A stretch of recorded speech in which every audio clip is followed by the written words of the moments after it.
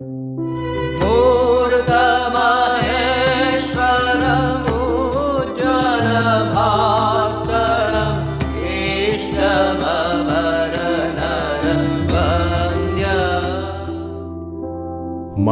মস্তিষ্কের ক্ষমতা আসলে ঠিক কতটা?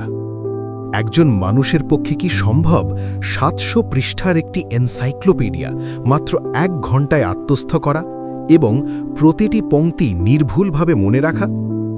সাধারণ দৃষ্টিতে একে অসম্ভব বা অলৌকিক মনে হতে পারে, কিন্তু স্বামী বিবেকানন্দের জীবনে এটি ছিল এক সাধারণ ঘটনা।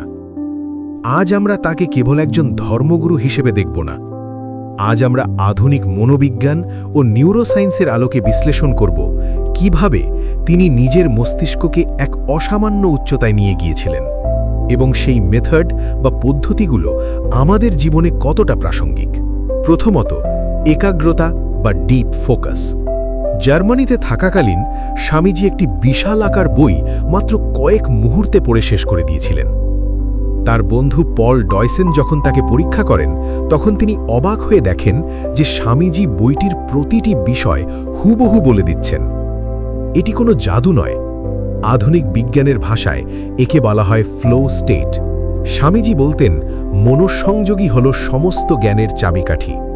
আতশকাঁচ যেমন সূর্যের ছড়িয়ে ছিটিয়ে থাকা রশ্মিকে এক বিন্দুতে এনে আগুন জ্বালাতে পারে, ঠিক তেমনি বিক্ষিপ্ত মনকে এক বিন্দুতে স্থির করতে পারলে তা যে কোনো জটিল বিষয়কে ভেদ করতে সক্ষম। প্রশ্ন হল, আমরা কি পড়ি নাকি কেবল চোখ বোলাই? দ্বিতীয়ত, ভয়ের মনস্তত্ত্ব। বারাণসীতে একবার একদল বাদর স্বামীজিকে তাড়া করেছিল। তিনি যখন আত্মরক্ষার জন্য দৌড়াচ্ছিলেন, তখন এক বৃদ্ধ সাধু তাকে আহ্বান করে বলেছিলেন, পালাচ্ছ কেন, রুখে দাঁড়াও। স্বামীজি যখনই ঘুরে দাঁড়ালেন, সমস্যারূপী বাদরগুলো পিছু হটল। আধুনিক মনোবিজ্ঞানে একে এক্সপোজার থেরাপি বা সমস্যার মুখোমুখি হওয়া বলা যেতে পারে। জীবনের সমস্যা, ব্যর্থতা বা ভয়ের মুখোমুখি না হয়ে আমরা যত পলায়ন করব, আমাদের মানসিক দুর্বলতা তত বৃদ্ধি পাবে।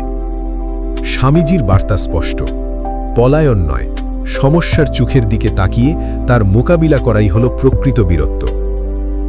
তৃতীয়ত, অফুরন্ত জীবনী শক্তি।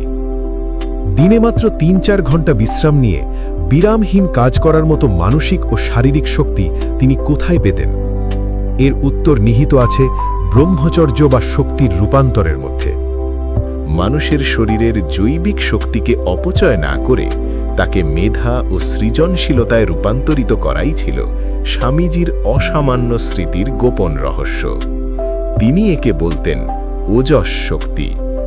নিজের শক্তিকে ক্ষণস্থায়ী সুখের পেছনে ব্যয় না করে মহৎ উদ্দেশ্যে ব্যবহার করাই হল সফলতার মূল মন্ত্র। স্বামী বিবেকানন্দ কেবল একটি নাম নন, তিনি হলেন শক্তি ও সাহসের মূর্তি প্রতীক।